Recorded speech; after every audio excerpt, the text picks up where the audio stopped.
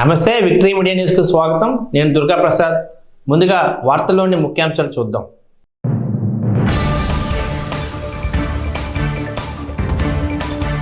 విద్యుత్ రంగంలో విప్లవాత్మకమైన మార్పులకు శ్రీకారం. శ్వేతపత్రం విడుదల కార్యక్రమంలో సీఎం చంద్రబాబు. ఈ నెల 11న ఉమ్మడి విశాఖలో సీఎం చంద్రబాబు తొలి పర్యటన. ఏర్పాట్లపై సమీక్షించిన హోంమంత్రి అనిత. ఉచిత ఇసుక పాలసీతో భవన నిర్మాణ రంగం అభివృద్ధి. టీడీపీ రాష్ట్ర అధ్యక్షుడు పల్లా శ్రీనివాస్. దివ్యాంగుల పెండింగ్ సమస్యల పరిష్కారానికి కృషి చేస్తాం. రాష్ట్ర విద్యాశాఖ మంత్రి నారా లోకేష్. న్యూస్ డీటెయిల్స్ చూస్తే, దేశంలో ఎక్కడా లేని విధంగా విద్యుత్ రంగంలో విప్లవాత్మకమైన మార్పులకు శ్రీకారం చుడుతున్నట్లు రాష్ట్ర ముఖ్యమంత్రి నారా చంద్రబాబు నాయుడు అన్నారు. మంగళవారం సచివాలయంలో విద్యుత్ రంగంపై శ్వేతపత్రాన్ని విడుదల చేశారు.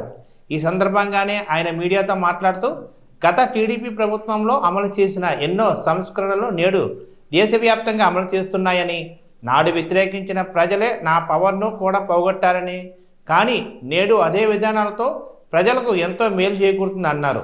ప్రజలపై భారం లేకుండా విద్యుత్ సరఫరా అందిస్తున్నామని సీఎం చంద్రబాబు వివరించారు.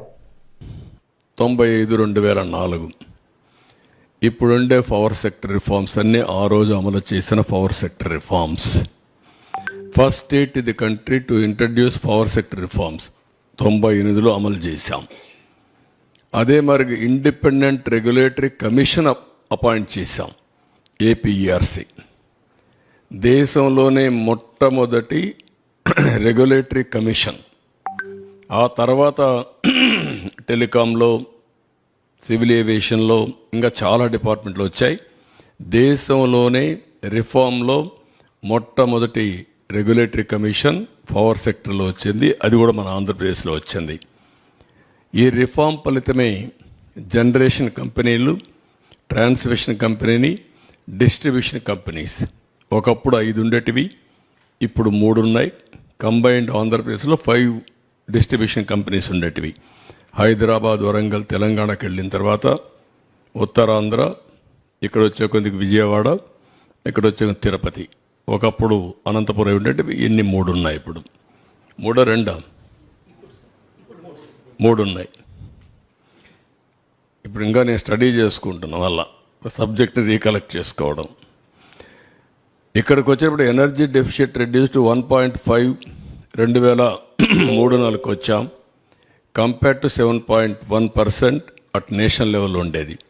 అంటే ఆల్మోస్ట్ ఆల్ పవర్ సర్ప్లస్కు 2003-04 రీచ్ అయ్యాం. అంత మునుపైతే హైదరాబాద్లో కమ్యూనిస్టులు ఇక్కడ ఉంటారు, ఒకరిద్దరు మీడియా వాళ్ళు, రాఘవరెడ్డి ఉండేవాడు. ఏప్రిల్ వస్తే అసెంబ్లీ బడ్జెట్ సమావేశాలు 40-45 రోజులు.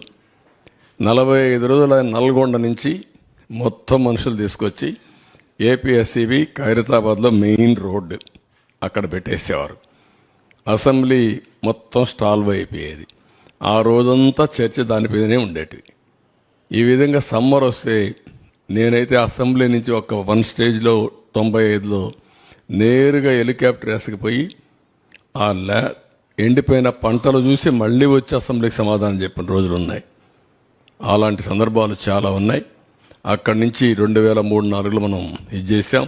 ఒక మాటలో చెప్పాలంటే నా పవర్ పోయింది, కానీ పవర్ సెక్టర్ రిఫార్మ్స్ వల్ల దేశం బాగుపడింది. 2004లో మేజర్గా అందరూ నన్ను వ్యతిరేకించి ఆ రోజు అప్రతిష్ట పాలు చేస్తే గవర్నమెంట్ పోగొట్టుకున్నాం. కానీ ఒక తృప్తి, నేను చేసిన పవర్ సెక్టర్ రిఫార్మ్స్ శాశ్వతం. దేశం బాగుపడింది, మన రాష్ట్రం కూడా బాగుపడే పరిస్థితికి వచ్చింది. ట్రాన్స్మిషన్ లాసెస్ ఒకప్పుడు 35% చూపించేవాళ్ళు, అది కూడా 38% కూడా లేదు. నేను వచ్చిన తర్వాతనే ఎనర్జీ ఆడిటింగ్ పెట్టాం. రిఫార్మ్స్లో భాగంగా అవన్నీ స్ట్రీమ్ లైన్ చేశాం. అది 20%, 23% 2003-04 తీసుకొచ్చాం. మళ్ళీ రెండోసారి వచ్చినప్పుడు 7-8% తీసుకొచ్చాం. నేను ఎప్పుడు ప్రపంచం అంతా చూసి 2-3% రావాలని చెప్పేవాడిని. ఆ విధంగా మొత్తం ట్రాన్స్మిషన్ లాసెస్ కానీ డిస్ట్రిబ్యూషన్ లాస్ కానీ పెద్దగా ఎత్తుగా తగ్గించాం. నెక్స్ట్, ఉమ్మడి విశాఖ జిల్లాలో ఈ నెల 11న రాష్ట్ర ముఖ్యమంత్రి నారా చంద్రబాబు నాయుడు పర్యటించనున్నారని రాష్ట్ర హోంశాఖ మంత్రి వంగల్పూడి అనిత తెలిపారు. సీఎం పర్యటన నేపథ్యంలో మంగళవారం అనకాపల్లి జిల్లా అధికారులు ప్రజాప్రతినిధులతో ప్రత్యేకంగా సమావేశమయ్యారు. ఈ సందర్భంగా సీఎం పర్యటన ఏర్పాట్లపై సమీక్షించారు. సీఎం పర్యటన విశాఖ విమానాశ్రయం చేరుకొని దార్లపూడి వద్దకు హెలికాప్టర్ చేరుకుంటారన్నారు. దార్లపూడి సమీపంలో ఉన్న పోలవరం లెఫ్ట్ మెయిన్ కెనాల్ను సీఎం పరిశీలిస్తారు. పోలవరాన్ని పూర్తి చేసి రైతాంగాన్ని ఆదుకోవాలనేది చంద్రబాబు కళ అని అనిత పేర్కొన్నారు. పోలవరం లెఫ్ట్ మెయిన్ కెనాల్ని విజిట్ చేయడానికి పాయకరావుపేట నియోజకవర్గంలో ఎస్రాయవరం మండలంలో ఉన్న దార్లపూడి విలేజ్ దగ్గర ఆక్వాడక్ట్ని విజిట్ చేయడానికి చంద్రబాబు నాయుడు గారు రాబోతున్నారు. ఇప్పుడే కలెక్టర్ గారు, ఎస్పీ గారు అందరం కలిపి ఆ ప్లేస్ను కూడా విజిట్ చేయడం జరిగింది.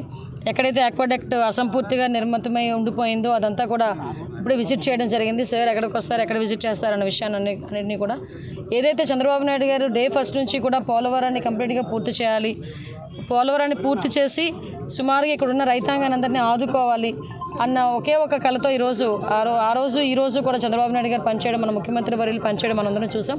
దానిలో భాగంగానే ఇప్పుడు ఇంకా ముఖ్యమంత్రి అయ్యి నాకు తెలిసి 12వ తారీఖున మనకి ప్రమాణ స్వీకారం చేశారు ముఖ్యమంత్రిగా.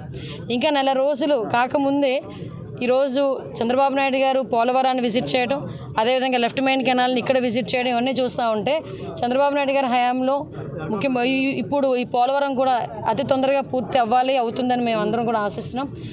ముఖ్యంగా ఈరోజు ఇక్కడికి వచ్చేటప్పుడు కూడా చంద్రబాబు నాయుడు గారు మనకి మార్నింగ్ వైజాగ్ ఎయిర్పోర్ట్లో దిగి అక్కడ నుంచి పై హెలికాప్టర్ ఇక్కడికి వస్తారు. హెలిప్యాడ్ కూడా ఇక్కడ మన స్కూల్లోనే హెలిప్యాడ్ కూడా పెట్టుకొని దగ్గరికి వెళ్ళి విజిట్ చేసి అక్కడ మన ఇరిగేషన్ డిపార్ట్మెంట్ తాలూకా ప్రెజెంటేషన్ కూడా విని అక్కడ నుంచి మళ్ళీ తిరిగి ఇక్కడికి వచ్చి ఇక్కడ నుంచి భోగాపురం సార్ ఎయిర్పోర్ట్ కూడా విజిట్ చేయడానికి, కన్స్ట్రక్షన్లోని ఎయిర్పోర్ట్ కూడా విజిట్ చేయడానికి అక్కడికి వెళ్తారు, భోగాపురం వెళ్తారు సార్.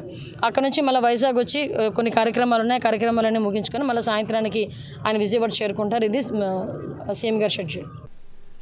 ప్రభుత్వం అమలు చేస్తున్న ఉచిత ఇసుక పాలసీతో భవన నిర్మాణ రంగం మరింత ఊపందుకుంటుందని తెదేపా రాష్ట్ర అధ్యక్షుడు పల్లా శ్రీనివాసరావు అన్నారు. కూటమి ప్రభుత్వం ప్రారంభించిన ఉచిత ఇసుక విధానం పట్ల హర్షం వ్యక్తం చేస్తూ పాత గాజువాక పార్టీ కార్యాలయం వద్ద కూటమి నేతలతో కలిసి భవన కార్మికులతో మిఠాయిలు పంచుకున్నారు. అనంతరం ఆయన మాట్లాడుతూ ప్రజా ప్రయోజనార్థం ముఖ్యమంత్రి చంద్రబాబు, ఉప ముఖ్యమంత్రి పవన్ కళ్యాణ్లు మంచి నిర్ణయాన్ని తీసుకున్నారని, దీనిపైన వైసీపీ అనవసర రాద్ధాంతం చేస్తోందని ఆరోపించారు. ప్రజలకు మేలు కలిగే నిర్ణయాలను హేళన చేయడం మానుకోవాలని వైసీపీ నేతలకు హితవు పలికారు. ఇప్పుడిప్పుడే ఈ పాలసీ అమల్లోకి వచ్చిందని, దశల వారీగా ప్రజలకు చేరువవుతుంది అన్నారు. కూటమి ప్రభుత్వం అధికారంలో వచ్చిన అనతి కాలంలోనే పథకాలను అమలు చేస్తున్నారని తెలిపారు. అన్ని రంగాల్లో రాష్ట్రం పరుగులు తీయాలనే ఉద్దేశంతో ముఖ్యమంత్రి చంద్రబాబు ప్రజా ప్రయోజన నిర్ణయాలు తీసుకుంటున్నారని తెలిపారు. బీజేపీ కన్వీనర్ కన్నమరెడ్డి నరసింహరావు, జనసేన నేతలు గడసాల అప్పారావు, గంధం వెంకట్రావు తదితరులు పాల్గొన్నారు. ఈరోజు ఉమ్మడి కూటమి అధికారికి వచ్చిన తర్వాత ఏదైతే ఎలక్షన్ మేనిఫెస్టోలో ఉచిత ఇసుక సప్లై చేస్తామని చెప్పేసి అందిస్తామని చెప్పి ఆ రోజు ఎలక్షన్ మేనిఫెస్టోలో పెట్టినటువంటి వాగ్దానం ఏదైతే ఉందో అది నెరవేరుస్తూ జీవో నంబర్ 43 ఇచ్చిన శుభ సందర్భంగా మరి ఈరోజు కూటమిలో ఉన్నటువంటి నాయకులందరికీ, ముఖ్యంగా ఈ రాష్ట్ర ముఖ్యమంత్రి అయినటువంటి చంద్రబాబు నాయుడు గారికి మనస్ఫూర్తిగా మేము కార్మికుల పక్షాన, అదే భవన నిర్మాణ కార్మికుల పక్షాన మేము ధన్యవాదాలు తెలియజేస్తున్నాం. ఈరోజు కొంతమంది అంటున్నారు 1387 రూపాయలు ఇస్తే ఏటి ఉచితమని.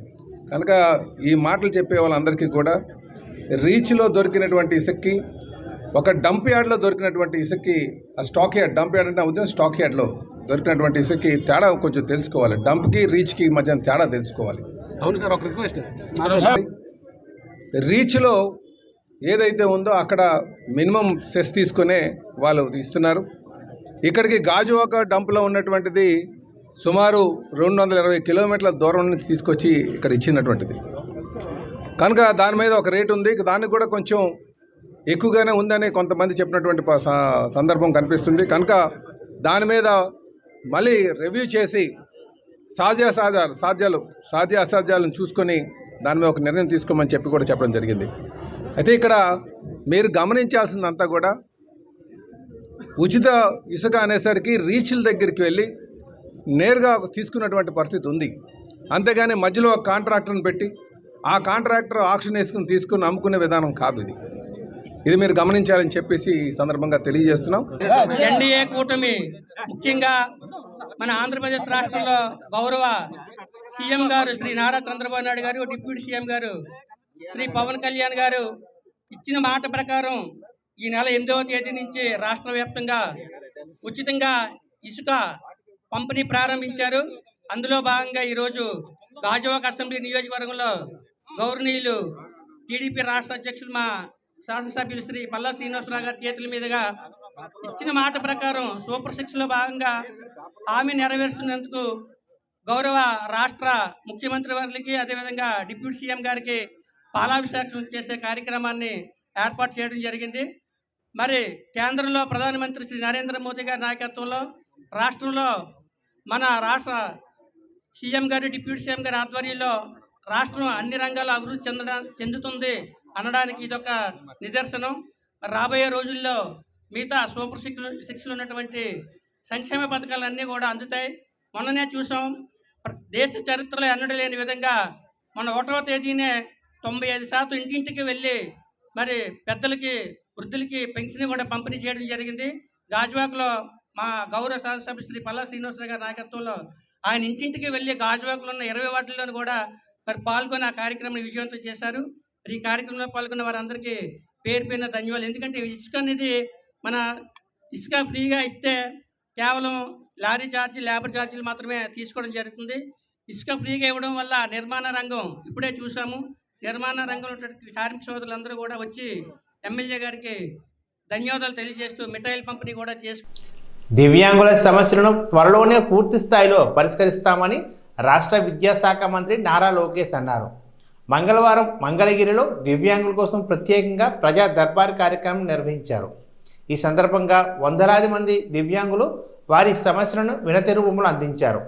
ట్రై సైకిళ్ల పంపిణీతో పాటు పింఛన్ల సమస్యలు, ఉద్యోగ ఉపాధి అవకాశాలు కల్పించాలని కోరారు. వీటిపై మంత్రి లోకేష్ సానుకూలంగా స్పందిస్తూ ఆయా సమస్యలను పరిష్కరిస్తామని ఈ సందర్భంగా హామీ ఇచ్చారు.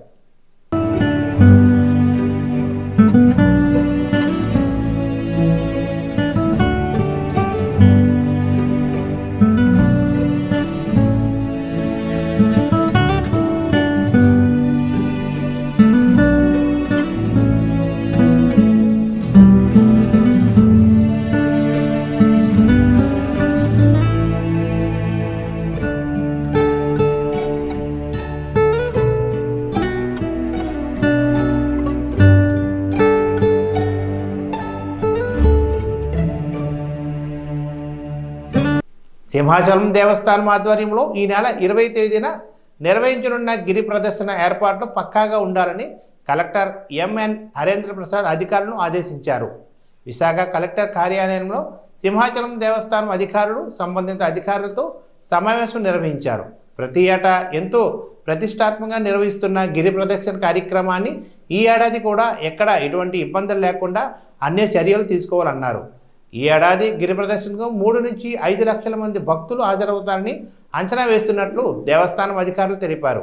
భక్తులకు కావాల్సిన అన్ని రకాల సదుపాయాలు కల్పించాలని సింహాచలం ఈవోను ఈ సందర్భంగా ఆదేశించారు. కార్యక్రమంలో గ్రేటర్ కమిషనర్ సాయికాంత్ వర్మ, జేసీ అశోక్ కుమార్, ఏడీసీ సన్యాసరావు, డీసీపీ ఫకీరప్ప, సింహాచలం దేవస్థాన పండితులు పాల్గొన్నారు.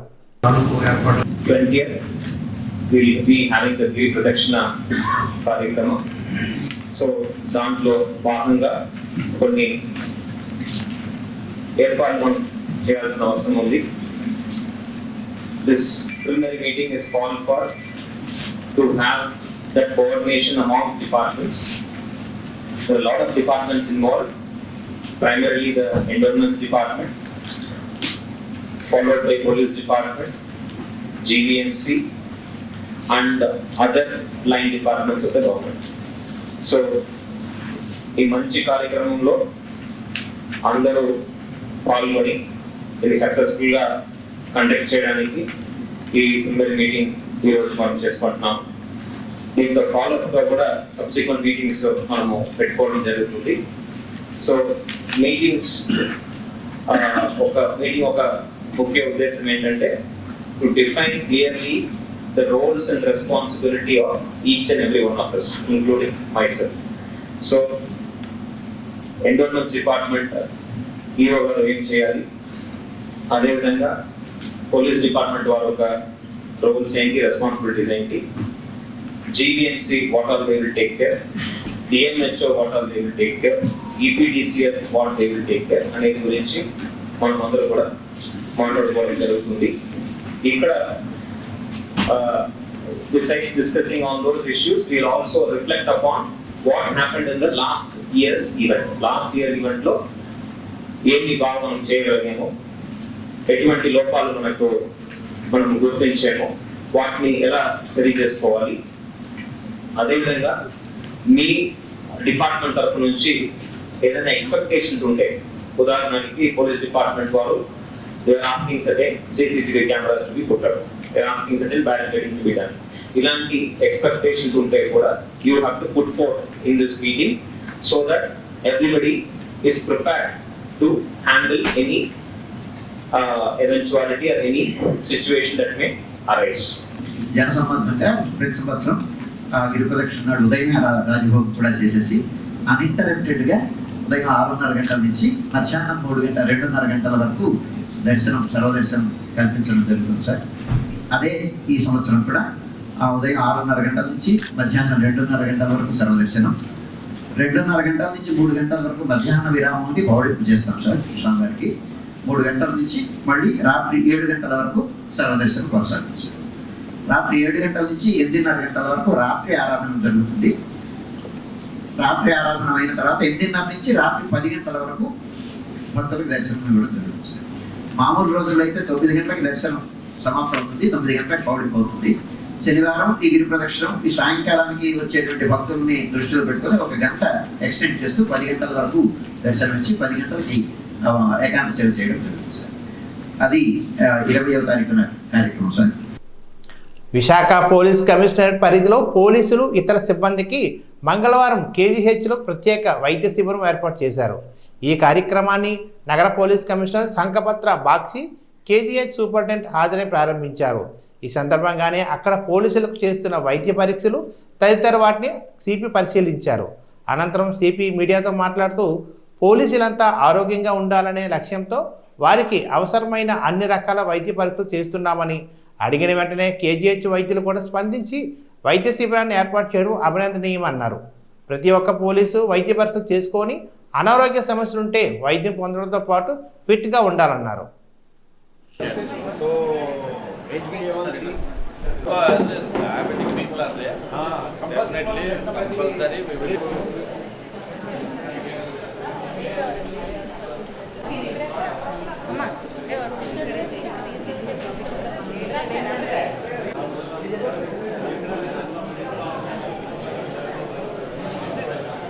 retinal problems, kidney problems, nervous system problems అన్నీ వస్తుంటాయి. ఎర్లీ స్టేజ్లో డిటెక్ట్ చేయగలిగితే, hyper tension and diabetes control చేయగలిగితే ఈ హార్ట్ అటాక్ అండ్ స్ట్రోక్స్ మేము అరికట్టగలుగుతాం. సో మన పోలీస్ డిపార్ట్మెంట్లో వైజాగ్ సిటీలో అందరూ ఆరోగ్యంగా ఉండాలి, క్షేమంగా ఉండాలి. ఆ ఉద్దేశంతో, ఆ లక్ష్యంతో నేను కేజీహెచ్ సూపరింటెండెంట్ గారికి రిక్వెస్ట్ చేస్తే ఆయన వెంటనే ముందుకు వచ్చి సానుకూలంగా స్పందించారండి.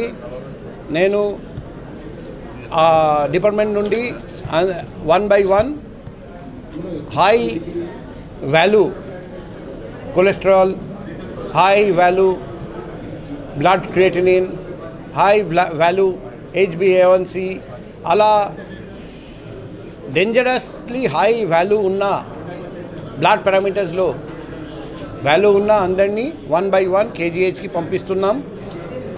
ఆయన ప్లస్ ఆయన team of doctors, specialist and super specialist from KGH all departments నుండి ముందుకు వచ్చి వాళ్ళు ఫస్ట్ ఇన్వెస్టిగేట్ చేసి తర్వాత ట్రీట్మెంట్ మొదలు పెడతారండి. So we are very grateful.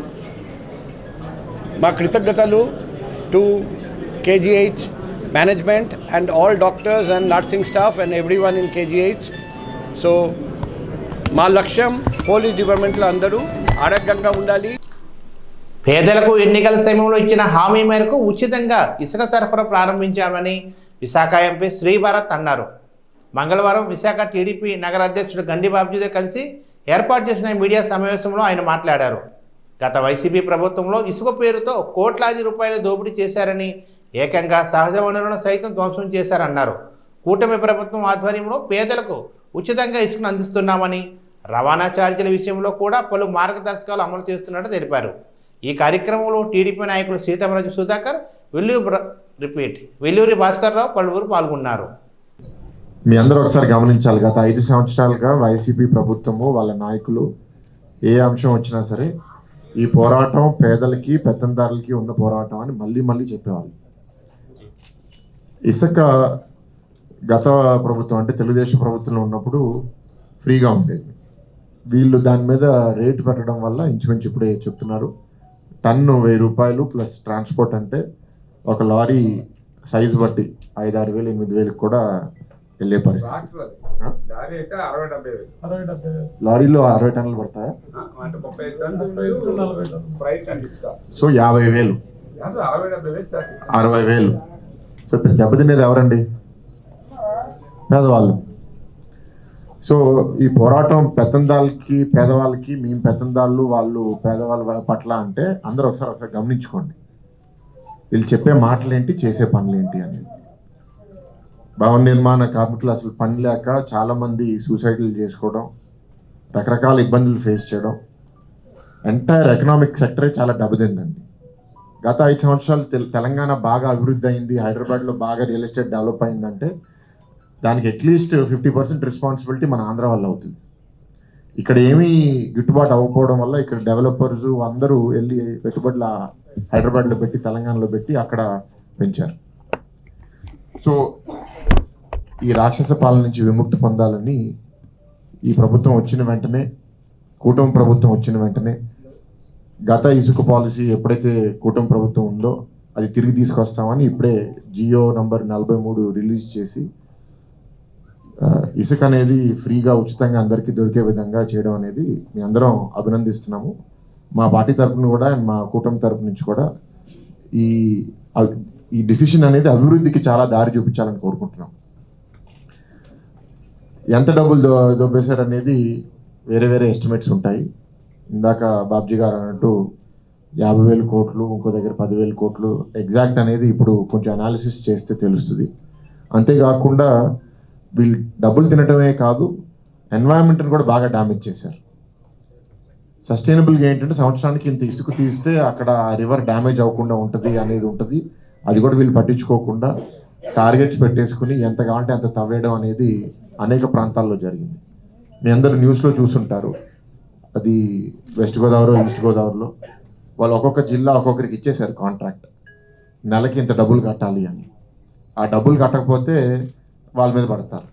ఆ మానసిక ఒత్తిడి ఒక కాంట్రాక్టర్ తట్టుకోలేక సూసైడ్ కూడా చేసుకున్నారు, ట్రైన్ కింద పడుకున్నారని కూడా ఏదో ఒక న్యూస్ వచ్చింది. అంటే అంత స్థాయికి వెళ్ళిపోయింది. వైసీపీ ప్రభుత్వం హయాంలో మైనార్టీలను మాజీ సీఎం జగన్ తీవ్రంగా మోసం చేశారని బీజేపీ మైనార్టీ మోర్చా రాష్ట్ర అధ్యక్షుడు షేక్ బాజీ అన్నారు. మంగళవారం విజయవాడలో ఆయన మీడియాతో మాట్లాడుతూ వైసీపీ ప్రభుత్వం మైనారిటీల కోసం కేంద్రం ఇచ్చిన 16,000 కోట్ల రూపాయల నిధులను దారి మళ్లించిందన్నారు. ఎన్నికల సమయంలో బీజేపీ అధికారంలో వస్తే ముస్లింలకు అన్యాయం జరుగుతుందని వైసీపీ నాయకులు విష ప్రచారం చేశారని, కానీ ప్రజలు వాస్తవాలను గుర్తించి కూటమి ప్రభుత్వానికి అధికారం అప్పగించారన్నారు. వైసీపీ ప్రభుత్వం ముస్లింలకు కోసం ఖర్చు చేసే నిధుల లెక్కలపై శ్వేతపత్రం విడుదల చేయాలని డిమాండ్ చేశారు. ఈ నిధుల గోల్మాల్లో ప్రధాన పాత్ర మైనారిటీ మంత్రిగా ఉన్నటువంటి మీరు, మీ అండగా జైలు అలవాటైనటువంటి ముఖ్యమంత్రి జగన్మోహన్ రెడ్డితో మీకున్న ధైర్యం ఏంటంటే, ఆయన చెప్పకూడదు తింటే నేను చెప్పకూడదు తింటాను, ఆయన పప్పుగూడు తింటే నేను ఆయనతో పాటు పప్పుగూడు తింటాను, ఇద్దరు కడపోళ్ళు కాబట్టి. ఈ నమ్మకంతో ముంచినటువంటి మైనారిటీల యొక్క నిధులు ఏవైతున్నాయో ఈ లెక్కలకి సమాధానం చెప్పమని భారతీయ జనతా మైనారిటీ మోర్చా డిమాండ్ చేస్తూ ఉంది. ఏదైతే ఎన్నికలలో భారతీయ జనతా పార్టీ ముస్లింలకు వ్యతిరేకమని, ముస్లింల యొక్క తామర పువ్వు కమలం గుర్తు చూస్తే ఓట్లు వేయరని, ముస్లింలు రిజర్వేషన్ రద్దు చేస్తారని, ముస్లింలు ఉన్న వాళ్ళందరికీ దూరంగా వ్యతిరేకంగా ప్రచారం చేస్తారని, నరేంద్ర మోడీ గారి యొక్క ప్రభుత్వం కనుక ఏర్పడితే ఇక్కడ ముస్లింలకు అన్యాయం జరిగిద్దని ప్రచారం చేసినటువంటి జగన్మోహన్ రెడ్డి మాటలు ప్రజలు నమ్మలేదు. ఎందుకంటే మీరు అనుకున్నంత అమాయకులు ముస్లింలు కాదనేది ఈ ఎన్నికల్లో రుజువు చేసినటువంటి పరిస్థితి. వాళ్ళ కళ్ళ ముందు ఏం కనపడుతుందంటే మీ వల్ల చనిపోయినటువంటి అబ్దుల్ సలాం యొక్క ఆత్మహత్య, ఏదైతే రాయలసీమ జరిగినటువంటి ఆదిల్ షా యొక్క అత్యాచారం, అదేవిధంగా ఆదిల్ షా తర్వాత చేసినటువంటి వీరు ఆక్రమించినటువంటి వక్ఫ్ బోర్డులు, అదేవిధంగా కబళించినటువంటి దర్గా భూములు, వీరన్నిటితో చూసినటువంటి ప్రజలు దీనికి వ్యతిరేకంగా అభివృద్ధి మార్గం ఏదైతే ఉందో సబ్కా సాత్ సబ్కా వికాస్ సబ్కా ప్రయాస్ అనేటువంటి నరేంద్ర మోడీ గారి యొక్క మార్గం ఏదైతే ఉందో దాన్ని ఆదరించారు. దాని ఫలితంగా మైనారిటీ సమాజం బలంగా ఉన్నటువంటి విజయవాడ నగరంలో కమలం పువ్వు గుర్తు మీద మైనారిటీ సోదరులు ముద్ర వేసి ఇక్కడ సుజనా చౌదరి గారిని గెలిపించుకున్నారు. దాని ఫలితంగానే ఆదోని లాంటి ప్రాంతంలో మైనారిటీ సోదరులు కమలం పువ్వును ఆదరించి నరేంద్ర మోడీ గారి యొక్క నాయకత్వాన్ని ఆదరించి అక్కడ డాక్టర్ పార్థసారథి గారిని గెలిపించుకున్నటువంటి ఫలితం. దాని విధంగానే కమలం పువ్వు మీద ధర్మవరంలో గెలిపించి ఈ రోజున రాష్ట్ర వైద్య శాఖ మంత్రులుగా ఉన్నటువంటి సత్యకుమార్ యాదవ్ గారిని ధర్మవరంలో గెలిపించుకున్నటువంటి మైనారిటీలు నరేంద్ర మోడీ గారి యొక్క నాయకత్వాన్ని ఎన్డీఏ యొక్క కూటమిని సమర్థించినటువంటి పరిస్థితి. ఈ యొక్క దొంగ మాటలు నమ్మినటువంటి పరిస్థితి లేదు. ప్రజలిచ్చిన తీర్పుతో ఏదైతే ప్రజల సొమ్ములు దోచుకొని వారి యొక్క సొమ్ములు పెంచుకున్నటువంటి ప్రతి మంత్రి ఇళ్ల మీద, ప్రతి ఎమ్మెల్యే ఇళ్ల మీద ఖచ్చితంగా ఈ రోజున దాడులు జరగవలసిందే. అక్రమ ఆస్తుల యొక్క నిధులు కొల్లగొట్టాల్సిందే. కొల్లగొట్టిన నిధుల యొక్క మూలాలను వెలికి బయటికి తీయాల్సిందే. తప్పనిసరిగా ఏ అవినీతి శాఖలో మంత్రి అయితే అవినీతికి పాల్పడి కోట్లాది రూపాయలు సంపాదించాడో, ఏ అవినీతి నియోజకవర్గంలో ఎమ్మెల్యేగా అక్రమాన్ని పాల్పడి కోట్లాది రూపాయలు కూడబెట్టినటువంటి ఎమ్మెల్యే ఉన్నాడో వాళ్ళకి తాబేదారులుగా నిర్వహించినటువంటి అధికారులు ఎవరున్నారో అందరినీ జైలుకి పంపాల్సిందేనని చెప్పని రాష్ట్ర ముఖ్యమంత్రి వర్యులు చంద్రబాబు నాయుడు గారిని మా మైనారిటీ మోర్చా నుంచి కోరుతా ఉన్నాం, విజ్ఞప్తి చేస్తూ ఉన్నాము. క్వీన్స్ ఈవెంట్స్ ఆధ్వర్యంలో జూనియర్ మోడల్ సీజన్ 4 ఫైనల్స్ ఇటీవలే విశాఖలో ఘనంగా జరిగాయి. ఎం ఉషారాణి నిర్వహణలో జరిగిన ఈ పోటీలకు విశేష స్పందన లభించింది. ఈ సందర్భంగా పోటీలో గెలిచిన చిన్నారులతో కలిసి ప్రముఖ ఈవెంట్ ఆర్గనైజర్ ఉషారాణి మీడియా సమావేశం మంగళవారం విశాఖలోని ద్వారకానగర్ పబ్లిక్ లైబ్రరీలో నిర్వహించారు. ఈ సందర్భంగా ఆమె మాట్లాడుతూ చదువుతో పాటు పిల్లల్లో ఉన్న సృజనాత్మకతను వెలికి తీయడంలో భాగంగా ఇటువంటి పోటీలు నిర్వహిస్తున్నామన్నారు. 3 కేటగిరీలో నిర్వహించిన ఈ పోటీల్లో 120 మంది పిల్లలు పాల్గొన్నారని చెప్పారు. వీరిలో ఫైనల్స్కి 50 మందిని ఎంపిక చేస్తామన్నారు. జూనియర్ కేటగిరీ 1లో లాలిత్య సమ్మోహన మొదటి బహుమతి గెలుపొందగా భవిష్య మొదటి రన్నర్, వై హర్షిని రెండవ రన్నర్ గెలుపొందారన్నారు. సీనియర్ కేటగిరీ 1లో షేక్ రోషిని విన్నర్గా గెలుపొందగా ఎస్ చైత్ర సంజన 2-3 స్థానాలు నిలిచారన్నారు. అంతేకాకుండా స్పెషల్ కేటగిరీలో వి కృష్ణ రియాన్స్ జూనియర్ సపరేట్లు గెలిచారన్నారు. ఈ సందర్భంగా చిన్నారులతో కలిసి కేక్ కట్ చేసి సంబరాలు జరుపుకున్నారు.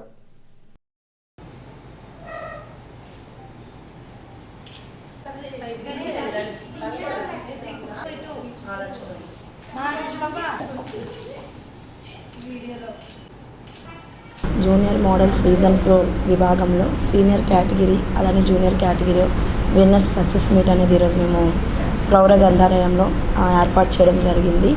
ఇది గత 3 ఇయర్స్ నుంచి కూడా మేము కండక్ట్ చేస్తున్నాము. 3 ఇయర్స్ కూడా చాలా మంచి సక్సెస్ అయింది. అలానే సీజన్ 4 కూడా మంచి సక్సెస్ అయ్యింది. సో దీనికి ఎంతగానో సపోర్ట్ చేసిన పిల్లలు అలానే వాళ్ళ పేరెంట్స్కి కూడా చాలా థ్యాంక్స్ అండి. అలానే మా ప్రతి ఈవెంట్లో మాకు ఎంతగానో సహాయ సహకారాలు అందించిన మీడియా మిత్రులందరికీ కూడా నా కృతజ్ఞతలండి. మేము ఈ ఈవెంట్స్ అన్నీ కూడా పిల్లలని కాకుండా స్త్రీలలో కూడా ఒక మోటివ్ తీసుకురావడానికి, వాళ్ళు కూడా ఎవరికి ఏం తక్కువ కాదు అని ప్రూవ్ చేయడానికి ఇలా చాలా ఈవెంట్స్ కండక్ట్ చేస్తున్నాం. అదే దీనిలో నెక్స్ట్ మంత్ ఎవ్రీ ఇయర్ చేసినట్టే శ్రావణ లక్ష్మి కూడా ఆగస్ట్ 18న వస్తుంది.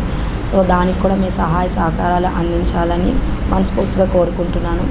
అలానే పిల్లలు 100 మెంబర్స్ పిల్లలు మేము ఆన్లైన్ ద్వారా మేము తీసుకోగా ఫైనల్స్ 30 మెంబర్స్ చేరారు. వాళ్ళందరిలో కూడా చాలా అంటే చాలా పోటీ. ఆ పిల్లలు చదువులోనే కాకుండా అన్ని రంగాల్లో కూడా ముందు ఉండాలి అనే దీంతో మేము ఈవెంట్ చేయడం జరిగింది. అలానే పిల్లలందరూ కూడా వాళ్ళ టాలెంట్ని చాలా అద్భుతంగా ప్రదర్శించి విన్నర్స్గా నిల్చున్నారు. వీళ్ళ లైఫ్లో కూడా అన్ని విధాలుగా సక్సెస్ అయ్యి ఇంకా ముందుకు వెళ్ళాలి. దానికి మా ఈవెంట్ ద్వారా కూడా వాళ్ళకి మేము సపోర్ట్ చేస్తామని చెప్పి మీడియా పరంగా చెప్తున్నాను. Thank you so much. Morning everyone, నా పేరు కరుణ మచ్చ. నేను మిసెస్ పల్నాడు విన్నర్గా 2023లో సెలెక్ట్ అయ్యాను. అండ్ విశాఖ క్వీన్లో runner up and best attitude in Andhra Pradesh అనేది టైటిల్ మనం గెలుచుకోవడం జరిగింది. మెయిన్ ఉషా గారు కండక్ట్ చేసిన ఈ షోలో నేను జడ్జ్గా వచ్చానన్నమాట. చాలా హ్యాపీగా ఉంది. ప్రతి పిల్లలు కూడా చాలా చాలా బాగా చేశారు. ఈ సీజన్ 4లో జడ్జ్మెంట్ ఇవ్వడం కూడా మాకు చాలా కష్టంగా అనిపించింది. అందరూ కూడా చాలా బాగా కండక్ట్ చేశారు. విన్నింగ్ కూడా మంచి వాళ్ళకి ఇచ్చామని మేము కూడా అనుకుంటున్నాము. ఈవిడ ఉషారాణి గారు ఇలానే ప్రోగ్రామ్స్ అన్నీ కూడా చాలా చాలా సక్సెస్ అవుతూ ఎన్నో చేయాలని, అందరికీ కూడా ఈ షోస్ ద్వారా అందరికీ ఎంతోమందికి ఉపాధి కలగాలని మేము ఆశపడుతున్నాం. Thank you so much. Thank you Usha garu మాకు ఇలాంటి ఆపర్చునిటీ ఇచ్చినందుకు. Greetings one and all. I'm Dr. Janvi. I work at Geetham Dental Hospital, Visakhapatnam. I was the winner of Brides of Winner 2024 and I was also the online winner of Miss Vishaka 2023. I feel really honored to be a part of Queen events, always and forever. I've actually been the jury member for Junior Model Season 4. If you look at it, conducting an event for 4 seasons is not a small thing. So that's definitely, I think, one of the things that you should consider when you're actually getting into an event. And if you really want to grow organically, if you really want to move forward into this industry, you should definitely start your journey with Queen events. And coming to the judgment, it was really difficult for us. Everybody were very spectacular, very fantastic, but there were half to 1 mark difference between 2 kids. So I think that is how they've stood as winner, first runner and second runner. But otherwise, it was absolutely difficult for us to judge. Good afternoon, everyone. My name is Lalitya Samohana. I am studying. My father name is Hari. My mother name is Uma. I am studying first class. My school name is the Carving School. My hobbies is dancing, music, painting, playing and play the cats. Me 7 years old. Thank you. My name is Sandra. I am studying in 6th standard in Basham High School. My father name is S. Ishwara. My mother name is S. Gayatri. Usharani ma'am given this much opportunity. Thank you for the Usharani madam. Good afternoon everyone. My name is V. Krishna Rayans and I study in 2nd standard in company school. My father's name is Dr. V. Molly Krishna and my mother's name is Dr. M. Sushma Shettiya. Thank you Usharani and thank you all everyone. My name is Pavishya. I am 5 years old. I am studying in 1st standard. My school name is Smart Kids. My father name is Srinivas Patnaik. My mother name is Anusha Patnaik. I won first runner of Junior Model Season 4 2024. Thank you Sharani ma'am. వైద్య విద్యలో విదేశాల్లో రాణించి వైద్య వృత్తిలో విదేశాల్లో ఉన్నతమైన స్థానాన్ని సాధించేందుకు విద్యార్థులకు అన్ని మార్గాలను సూచించేందుకు వర్క్స్ ఓవర్సీస్ ఎడ్యుకేషనల్ కన్సల్టెన్సీ కృషి చేస్తుందని సీనియర్ కౌన్సిలర్ మల్లికార్జున్ ధనరాజులు తెలిపారు. ఈ సందర్భంగా విశాఖలోని ద్వారకానగర్ సంస్థ కార్యాలయంలో ఏర్పాటు చేసిన మీడియా సమావేశంలో వారు పాల్గొని మాట్లాడారు. తల్లిదండ్రులకు వారి పిల్లల విదేశీ విద్యలో ఎంబీబీఎస్ చదువుకు కావాల్సిన అర్హత తెలియజేసేందుకు వర్క్స్ ఓవర్సీస్ ఎడ్యుకేషనల్ సంస్థ ఎంబీబీఎస్ గైడెన్స్ ప్రోగ్రాం విశాఖలో బుధవారం ఏర్పాటు చేస్తామన్నారు.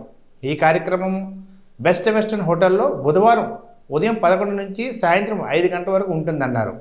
గైడెన్స్ ప్రోగ్రాంలో United States medical licensing examination ప్రాసెస్తో పాటు నెదర్లాండ్, రష్యాతో పాటు ఇటలీ ఉచిత ఎంబీబీఎస్ ప్రవేశం కోసం తెలియజేస్తామని తెలిపారు. ఈ అవకాశాన్ని విదేశీ విద్యకు ప్రయత్నం చేసే తల్లిదండ్రులు, విద్యార్థులు సద్వినియోగం చేసుకోవాలని వారు కోరారు. ఈ కార్యక్రమంలో సంస్థ ఎండి సతీష్ కుమార్ తదితరులు పాల్గొన్నారు. ఓక్స్ ఓవర్సీస్ నుంచి మల్లికార్జున్ ప్రసాద్ అండి, senior counselor for MBBS and Europe education. మేము ఈ నెల 10వ తారీఖున best western hotel opposite DRM office ఎదురుగా విశాఖపట్నంలో 11 గంటల నుంచి 5 గంటల వరకు, సాయంత్రం 5 గంటల వరకు free MBBS counselling session and seminar session నిర్వహించడం జరుగుతుంది. ఇందులో వచ్చి వివిధ దేశాల యొక్క ఇన్ఫర్మేషన్ను మేము మీకు అందించడం జరుగుతుంది.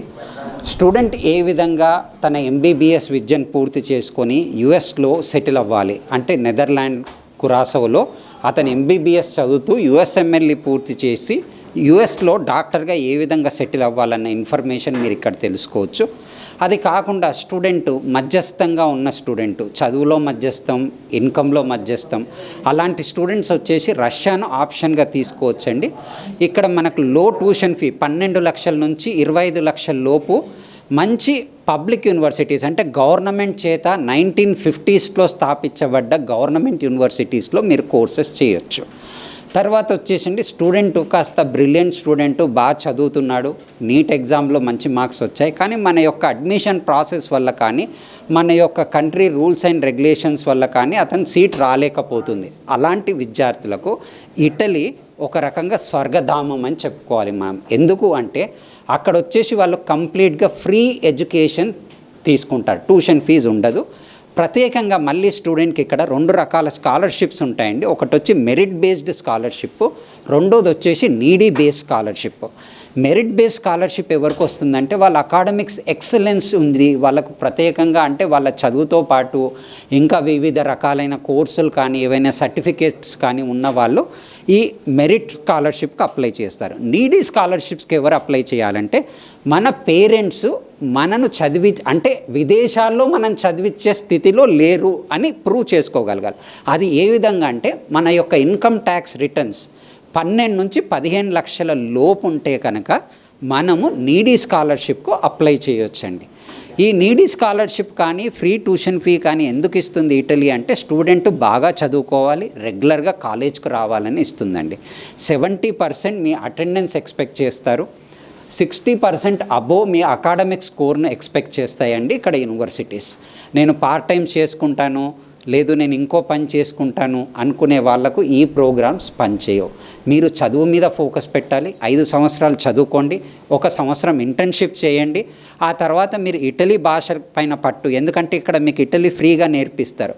ఇటలీ భాష కనుక ఇటాలియన్ భాష నేర్చుకుంటే మీరు C1 C2 సర్టిఫికేట్ తీసుకుంటే అక్కడే పీజీ ఫ్రీగా పూర్తి చేసుకోవచ్చు.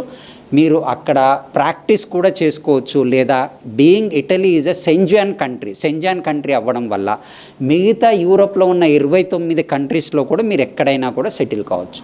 లేదు నాకు నా దేశం మీద భక్తి ఉంది, నేను నా దేశానికి వచ్చి సర్వీస్ ఇవ్వాలనుకుంటున్నాను, నేను చదివాను, మీరు ఇండియాకి రావచ్చు. నీట్ ఎగ్జామ్, FMCG ఎగ్జామ్ ఇవ్వండి, నీట్ 1 నీట్ 2 ఎగ్జామ్ పాస్ అవ్వండి. You start giving the services to our Indian people. Right. నేను ఓక్స్ ఓవర్సీస్ ధనరాజ్ మాట్లాడుతున్నాను, సీనియర్ కౌన్సిలర్ని. సో ఈ ఈవెంట్ ద్వారా మేము చెప్పడం ఏమనుకుంటే SMU యూనివర్సిటీ కోసం స్టూడెంట్స్కి ఎలా ఉపయోగపడుతుంది, సో ఆ యూనివర్సిటీలో స్టూడెంట్స్ MBBS ఎలా చేద్దాం అనుకుంటున్నారు. సో ఇక్కడ స్టూడెంట్కి వచ్చేసరికి ఇంటర్మీడియట్ స్కోర్ 50% ఉంటే సరిపోతుంది. దీనికి అడిషనల్గా వాళ్ళు ఎటువంటి ఎంట్రన్స్ ఎగ్జామ్స్ అవి రాయాల్సి లేదు, IELTS స్కోర్ గట్రా PT ఇంగ్లీష్ ఎగ్జామ్ స్కోర్ అవసరం లేదు. సింపుల్గా యూనివర్సిటీ తరఫు నుంచి ఒక 50% academic score and interview clear చేసుకుంటే సరిపోతుంది. దీనికి తోడుగా యూనివర్సిటీ వాళ్ళు స్కాలర్షిప్ ప్రోగ్రామ్స్ కూడా ప్రొవైడ్ చేస్తున్నారు ఎవరెవరైతే అకాడమిక్ పరంగా ఎక్సలెన్స్ ఉంటారో. అండ్ దీనికి అడిషనల్గా యూనివర్సిటీ విత్ ఇన్ ద క్యాంపస్లోనే అకామిడేషన్ కూడా ప్రొవైడ్ చేయడం జరుగుతుంది. సో స్టూడెంట్స్ వాళ్ళ పేరెంట్స్ కూడా వాళ్ళు వేరే ఎక్కడ అకామిడేషన్ ఉండే ఇబ్బందులు లేకుండా యూనివర్సిటీని అకామిడేషన్ అది ప్రొవైడ్ చేస్తుంది. అండ్ ఇక్కడ 3 years ఉన్న తర్వాత యూనివర్సిటీనే వాళ్ళకి USAలో హాస్పిటల్గా క్లినికల్ ప్రాక్టీస్ కోసం చేసుకోవడానికి కూడా వాళ్ళు అసిస్టెన్స్ ఇస్తారు. దీనికి అడిషనల్గా వాళ్ళ పీజీ ఆప్షన్స్ కూడా ఇవ్వడం జరుగుతుంది. సో పీజీ ఆప్షన్స్ అంటే ఎక్కువ కాస్ట్ ఉంటుందని చెప్పేసి మిడిల్ క్లాస్ ఫ్యామిలీస్ వాళ్ళు ఇబ్బంది పడతారు. USAలో పీజీ ఆప్షన్స్ ఈ యూనివర్సిటీ పరంగా వెళ్ళే వాళ్ళకి ఫ్రీ ఎడ్యుకేషన్ ఇస్తున్నారు, ఫ్రీ ట్యూషన్ ఫీ ఇస్తున్నారు, అండ్ వాళ్ళు కావాలనుకున్న ఎలెక్టివ్ ప్రోగ్రామ్స్ కూడా చేసుకోవచ్చు. అండ్ దీనికి అడిషనల్గా ఆ యూనివర్సిటీ తరపు నుంచి వెళ్ళిన స్టూడెంట్స్కి పీజీ చేసేయాలనుకున్న స్టూడెంట్స్కి కూడా $50,000 per year US$ అంటే ఇండియన్ కరెన్సీలో 40 లక్షల రూపాయలు ప్రతి సంవత్సరం కూడా స్టైఫండ్ ఇవ్వడం జరుగుతుంది. సో ఈ స్టైఫండ్ ద్వారా స్టూడెంట్స్ యొక్క వాళ్ళు కంప్లీట్గా కెరియర్ మీదే ఫోకస్ పెట్టి మంచి డాక్టర్స్గా అవ్వడానికి యూనివర్సిటీ ప్రయత్నిస్తుంది. అండ్ దీనికి తోడుగా మన ఇండియాలో NMC రూల్స్ అవి రీసెంట్గా చేంజ్ చేశారు కాబట్టి ఇన్ కేస్ అక్కడ MBBS చేసేసిన స్టూడెంట్స్ ఎవరైతే ఉన్నారో వాళ్ళు మళ్ళీ ఇండియా వచ్చి నెక్స్ట్ క్లియర్ చేసుకొని ఇక్కడే పీజీ ప్రోగ్రామ్ కంటిన్యూ చేసుకోవచ్చు, లేదా అక్కడే చేద్దాం అనుకున్నా కూడా అక్కడ చేసుకోవచ్చు. సో దీనికి సంబంధించిన పీజీ ఆప్షన్స్ కోసం కానీ MBBS ఆప్షన్స్ కోసం రేపు జూలై 10వ తారీఖున western place hotel opposite DRM hotel విశాఖపట్నంలో ఓక్స్ ఓవర్సీస్ వాళ్ళు ఒక గైడెన్స్ సెషన్ కండక్ట్ చేస్తున్నాం. సో దీనికోసం పేరెంట్స్ కానీ స్టూడెంట్స్ కానీ అందరికీ ఆహ్వానిస్తున్నాం. సో ఎవరెవరైతే ఇంట్రెస్ట్ ఉన్నారో వాళ్ళందరూ కూడా ఏ రిజిస్ట్రేషన్ ఫీజు లేకుండా ఫ్రీగా రావచ్చు. టైమింగ్స్ కూడా ఉదయం 11 గంటల నుంచి సాయంత్రం 5 గంటల వరకు కండక్ట్ చేస్తాం. Thank you. వార్తలు ముగించే ముందు ముఖ్యాంశాలు మరొకసారి చూద్దాం.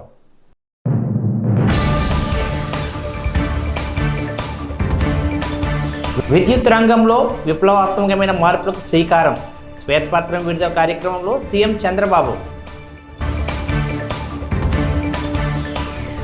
ఈ నెల 11న ఉమ్మడి విశాఖలో సీఎం చంద్రబాబు తొలి పర్యటన. ఏర్పాట్లపై సమీక్షించిన హోంమంత్రి అనిత. ఉచిత ఇసుక పాలసీతో భవన నిర్మాణ రంగం అభివృద్ధి. టీడీపీ రాష్ట్ర అధ్యక్షుడు పల్లా శ్రీనివాస్. దివ్యాంగుల పెండింగ్ సమస్యల పరిష్కారానికి కృషి చేస్తాం. రాష్ట్ర విద్యాశాఖ మంత్రి నారా లోకేష్. ఇది ఈనాటి బులెటిన్. మరొక బులెటిన్లో కలుసుకుందాం. అంతవరకు నమస్తే. Stay tune.